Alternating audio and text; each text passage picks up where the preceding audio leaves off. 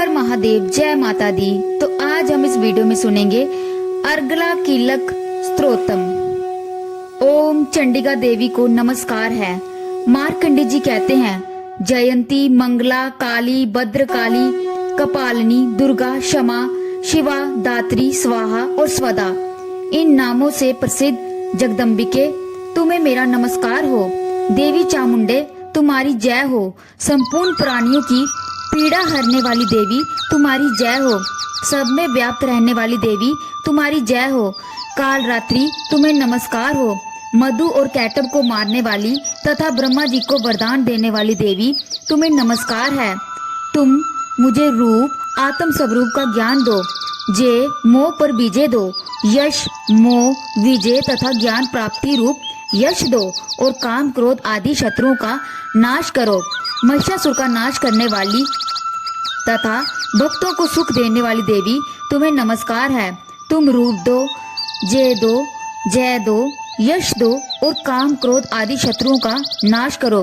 रक्त बीज का वध और चंड मुंड का विनाश करने वाली देवी, तुम रूप दो, जय दो, यश दो और काम, क्रोध आदि शत्रुओं का नाश करो। शुंभ और निशुंभ तथा द्रुम लोचन का मर्दन करने वाली देवी, तुम रूप दो, जय दो, यश दो और काम, क्रोध आदि शत्रुओं का नाश करो। सबके द्वारा बंदित जुगल चरणों वाली तथा संपूर्ण सौभाग्य प्रदान करने वाली देवी, तुम रूप दो, जय दो, यश दो और काम, क्रोध आदि शत्रुओं का नाश करो। देवी, तुम्हारे रूप और चरित्र अचितने हैं। तुम समस्त शत्रुओं का नाश करने वाली हो। रूप दो, जय दो, यश दो और काम, क्रोध आदि शत्रुओं का नाश करो। पापों को दूर करने वाली चंडिके, जो भक्ति पूर्वक तुम्हारे चरणों में सर्वदा मस्तक झुकाते हैं, उन्हें रूप दो, जय दो, यश दो और उनके काम, क्रोध आदि शत्रुओं का नाश करो। रोगों का नाश करने वाली चंडिके, जो भक्ति पूर्वक तुम्हारी स्तुति करते हैं, उन्हें रूप दो, जय दो, यश दो और उनके काम, क्रोध आदि शत्रुओं का नाश करो। चंडिके, इस संसार में जो भक्ति पूर्वक तुम्हारी पूजा करते हैं, उन्हें रूप दो, जय दो, यश दो और उनके काम, क्रोध आदि शत्रुओं का नाश करो। मुझे सौभाग्य और आरोग्य दो। मुझे परम सुख दो। रूप दो, जय दो, यश दो और मेरे काम, क्रोध आदि शत्रुओं का नाश करो। जो मुझसे द्वेष रखते हो, उनका नाश और मेरे बल की वृद्धि करो। रूप दो, जय दो, यश दो और मेरे काम, क्रोध आदि शत्रुओं का नाश करो। देवी, मेरा कल्याण करो। मुझे उत्तम संपत्ति प्रदान करो। रूप दो, जय दो, यश दो और काम, क्रोध आदि शत्रुओं का नाश करो। अंबिके, देवता और असुर दोनों ही अपने माथे के मुकुट की मणियों को तुम्हारे चरणों पर घिसते रहते हैं। तुम रूप दो, ये दो, यश दो और काम, क्रोध आदि शत्रुओं का नाश करो। तुम अपने भक्त जनों को विद्वान, यशस्वी और लक्ष्मीवान बनाओ तथा रूप दो, ये दो, यश दो और उसके काम, क्रोध आदि शत्रुओं का नाश करो। प्रचंड दैत्यों को दर्प का दलन करने वाली चंडिके, मुझे शरणागत को रूप दो, ये दो, यश दो और मेरे काम, क्रोध आदि शत्रुओं का नाश करो। चतुर्मुख ब्रह्मा जी के द्वारा प्रशंसित चार भुजाधारिणी परमेश्वरी, तुम रूप दो, ये दो, यश दो और काम, क्रोध आदि शत्रुओं का नाश करो। देवी अंबिके, भगवान विष्णु नित्य निरंतर भक्ति पूर्वक तुम्हारी स्तुति करते रहते हैं। तुम रूप दो, जय दो, यश दो और काम, क्रोध आदि शत्रुओं का नाश करो। हिमालय कन्या पार्वती के पति महादेव जी के द्वारा प्रशंसित होने वाली परमेश्वरी, तुम रूप दो, जय दो, यश दो और काम, क्रोध आदि शत्रुओं का नाश करो। सचिपति इंद्र के द्वारा सदाब से पूजित होने वाली परमेश्वरी, तुम रूप दो, ये दो, यश दो और काम, क्रोध आदि शत्रुओं का नाश करो। प्रचंड भुज दंड वाली दैत्यों का घमंड चूर करने वाली देवी, तुम रूप दो, जय दो, यश दो और काम, क्रोध आदि शत्रुओं का नाश करो। देवी अंबिके, तुम अपने भक्त जनों को सदा असीम आनंद प्रदान करती रहती हो। मुझे रूप दो, ये दो, यश दो और मेरे क्रोध, काम आदि शत्रुओं का नाश करो।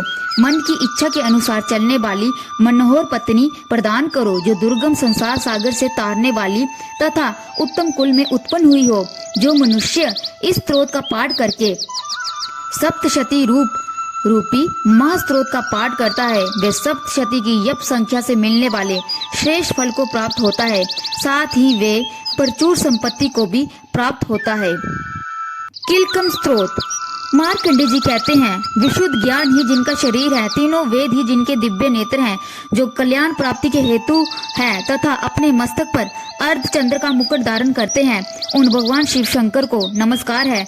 मंत्रों का जो अभिकीलक है, अर्थात मंत्रों की सिद्धि में विघ्न उपस्थित करने वाले शाप रूपी कीलक का जो निवारण करने वाला है, उस सप्तशती स्रोत को जो संपूर्ण रूप से जानना चाहिए और जानकर उसकी उपासना करनी चाहिए।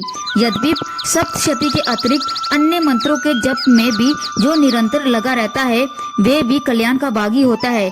उसमें भी उच्चाटन आदि कर्म सिद्ध होते हैं तथा उसे भी समस्त दुर्लभ वस्तुओं की प्राप्ति हो जाती है। तथापि जो अन्य मंत्रों का जाप न करके केवल इस सप्तशती नामक स्रोत से ही देवी की स्तुति करते हैं, उन्हें स्तुति मात्र से ही सच्चिदानंद स्वरूपिणी सिद्ध हो जाती है। उन्हें अपने कार्य की सिद्धि के लिए मंत्र, औषधि तथा अन्य किसी साधन के उपयोग की आवश्यकता नहीं रहती।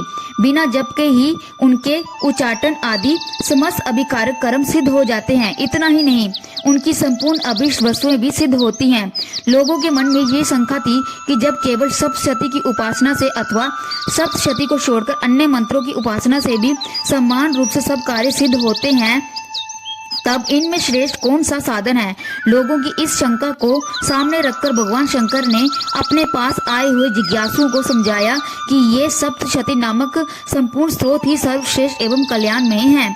तदंतर भगवती चंडिका के सप्तशती नामक स्रोत को महादेव जी ने गुप्त कर दिया। सप्तशती के पाठ से जो पुण्य प्राप्त होता है उसकी कभी समाप्ति नहीं होती, किंतु अन्य मंत्रों के जप जन्य पुण्य की समाप्ति हो जाती है।